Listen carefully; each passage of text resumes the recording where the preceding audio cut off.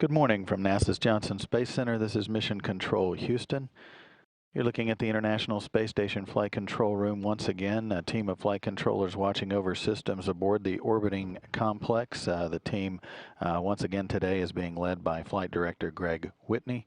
He is side saddled by Mark Regan, who is serving there in the dark shirt as the communications link between the flight control team here and the crew aboard the International Space Station. The orbiting complex is just about to move into an orbital sunset as it tracks northeasterly across the southwestern Indian Ocean. The next landmass coastal crossing will be Thailand as it heads northeasterly, about a 45-minute pass through the dark on the dark side of the Earth before the next sunrise, as the station circles the Earth every 92 minutes at a speed of 17,500 miles per hour. That's about 5 miles per second. The crew on board Expedition 34 is comprised of Commander Kevin Ford and Oleg Novitsky and Yevgeny Tarelkin. Those three on the left in this view of the crew's logo began their voyage aboard the International Space Station back on October 25th, following a two-day launch to docking rendezvous that began with a launch on October 23rd. They're scheduled to return home late in the evening of Monday, March 14th. Aboard their Soyuz TMA-06M spacecraft.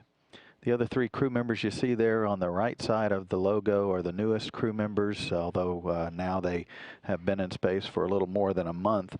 They're comprised of, seated there, Chris Hadfield with the Canadian Space Agency, and then behind him, the taller of the two, is Russian cosmonaut Roman Romanenko, and then on the far right is astronaut Dr. Tom Marshburn.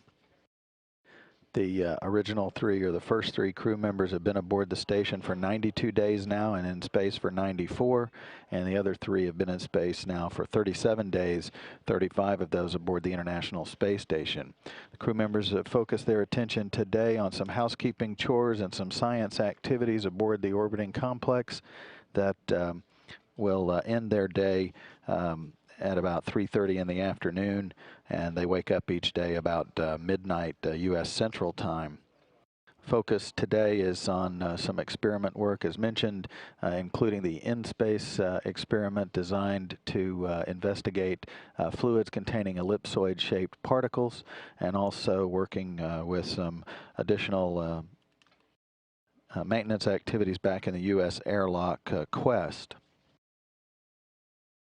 Also, the crew members have been taking turns performing some ultrasound testing in the human research arena, and that has been going on throughout the day today for the crew members as well.